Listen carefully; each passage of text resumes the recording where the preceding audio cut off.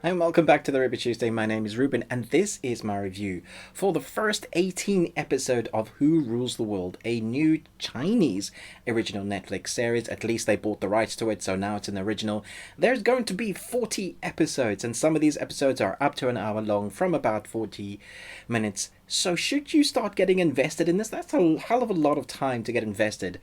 We're here to talk about it. Let's jump in. When the Emperor token is stolen, it disappears and news spreads across the states. Because at first, this seems like a very simple story, but as each episode goes on, you realize how complex the story is. When it comes to these type of period pieces, there are three things that you need for it to work, for you to be invested. Characters that you actually like, that kind of act well. I guess if it's a martial arty one, decent choreographed martial arts with the costume design that fit the period, and then those set pieces that look lavish and amazing for you to be invested enough in. Now, when it comes to TV series, that can be a bit hit or miss because you don't know the budget that they're given.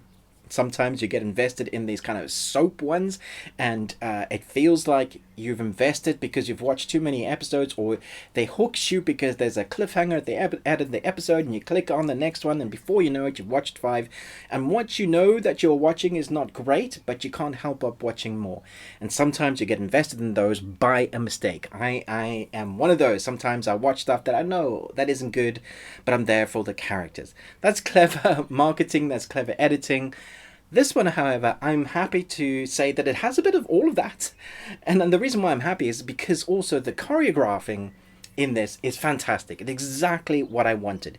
If you love great choreograph with martial arts, sword fighting, and then the high-flying wire work, like at its best, I think you're just going to be beaming massive smiles. Then you add in those costumes designs that are lavish, fantastic. So you know they have this kind of flowy, I say pajamas, they're not. They're just beautiful costume designs, and each is representative of their culture or their clan, depending on where they're fighting from. The color is very indicative of who they are, whether they're wearing black or white, pink, flowers on it, how it's folded. All of it has meaning or nuance behind it, and you get that, and they kind of show it. So sometimes it will be really slow and full of dialogue, and you'll be like, I wish there wasn't so much more dialogue. And then you realize why. It's not just that they're building character or building backstory, they're kind of building culture, letting you see a little bit of what it was like or what it would have been like.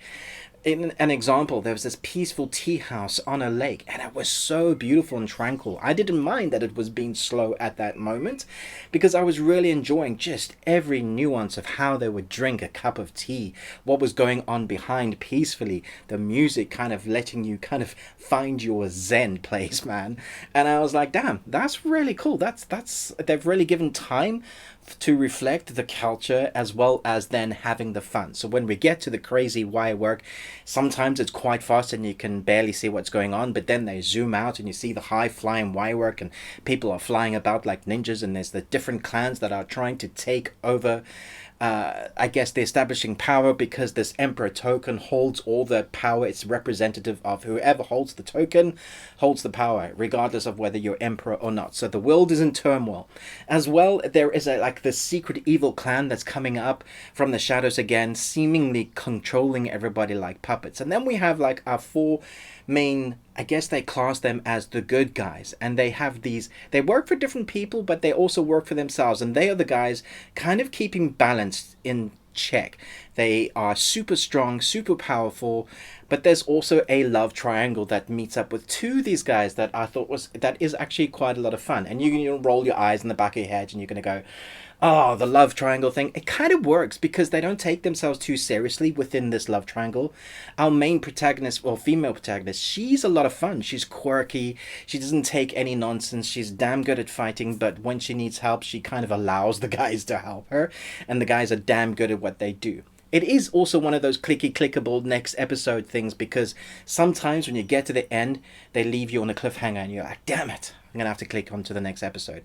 And that's why it's so easily bingeable, because you have great costume design, high flying work, culture just dripping, oozing off the screen, amazing sets, big wide vista shots that kind of go, ooh, you guys got a budget. Sometimes they're reusing the same places, which is fine. Every series or movie does that. You can't just have locations. But when there's a new one, it's so beautifully done, and then the story starts to get you, because you have that love triangle, you have the people in the background that are actually evil, you do see some gore and some blood. When it needs to be dark, it is dark. When it's funny, it is funny. The pacing kind of works for the episodic nature. I don't think it would have worked in feature films. There's so much story to tell, because each kind of culture, well, each kind of, I guess, country, there's 4 main states, I believe, that are representative of this world. They each have their own things going on. So it's a balancing act. So you're spinning all these plates of things going on, trying to keep your viewer engaged. And I think they do that fairly well. I'm probably going to watch all 40. Let me know so far, if you've started watching this, what did you think? I think it's really entertaining, and I'm really enjoying it. I'm not going to rate it yet, but it's high up there for me at the moment. So this is one of those that when I feel like I need to watch a few episodes of something, get stuck into the world of fantasy and romance and costumes and high flying and swordsmanship. Back in the day when you had these epics, and these aren't made too often anymore, this is exactly up your street, and I think you're going to enjoy it. You know, Crouching Tiger in a series, but with a bit more levity.